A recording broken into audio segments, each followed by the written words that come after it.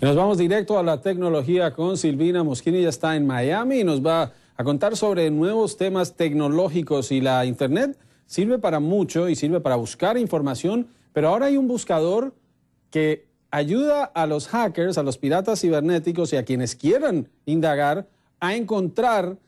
computadoras, cámaras de video,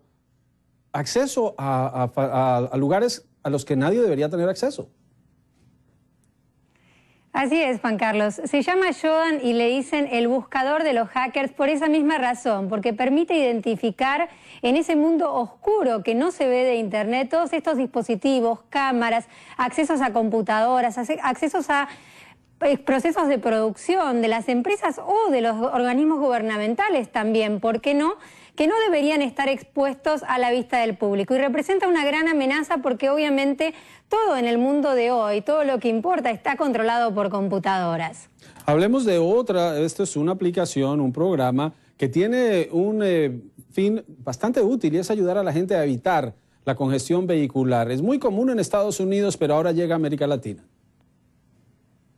Sí, se trata de Waze, es una aplicación móvil que ganó el premio a la mejor aplicación del Congreso Mundial de Telefonía Móvil en Barcelona y que es hacia donde van las redes del futuro, es decir, hacia las aplicaciones móviles. Básicamente es una combinación entre comunidad o red social y un GPS donde la gente participa y colabora con información sobre el estado del tránsito, sobre semáforos, sobre la presencia de policías, de accidentes, para poder hacer que el tráfico en ciudades donde, como lo sabemos, en México, en Argentina, en muchas ciudades de América Latina, puede ser catastrófico, sea a través de la ayuda de la gente un poquito más fácil.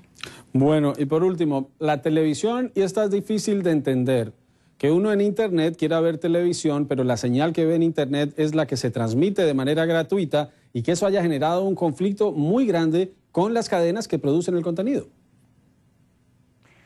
Un conflicto muy importante, Juan Carlos, porque Internet es una tecnología que cambia las reglas del juego, es una tecnología disruptiva. Ha pasado este conflicto también con los diarios, cuando pasaron a ser digitales y pusieron en peligro también el estado de los diarios tradicionales. Y esto es lo que propone Aéreo, la compañía que está proponiendo la transmisión de contenido en vivo y directo por Internet. Está siendo combatido por cadenas televisivas porque obviamente pueden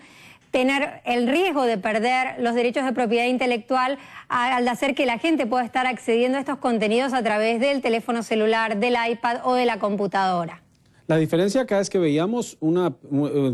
pequeña antena, es muy pequeña, menos que una moneda de centavo en Estados Unidos, y está tomando contenido que viene del aire. Ya un juez falló a favor de esta empresa de Aéreo y dijo que no está violando la propiedad intelectual de estas cadenas, pero si uno se afilia al servicio puede grabar, puede ver cuando quiere, puede tener acceso a la programación y como viene por el aire, el juez dijo no es violación, pero hay demandas y los dueños de los derechos no están satisfechos.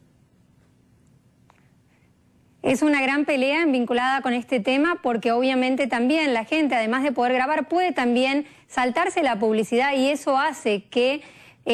corra un riesgo muy grande la financiación de las cadenas tradicionales que subsisten y que hacen su dinero a través del pago de los anunciantes. Entonces esto genera mucha controversia entre quienes definen el acceso libre de la información y quienes definen también el concepto de propiedad intelectual que otra empresa está produciendo y que Aéreo en este caso está logrando a través de estas mini antenas de manera gratuita y vendiendo para la gente que tiene suscripción. Y que uno le paga a Aéreo por darle acceso en una de esas mini antenas, una versión reducida, muy moderna, de las que por años la gente tuvo en el techo de sus casas. Muchas gracias, Silvina Moschini, quien nos llevó directo a la tecnología.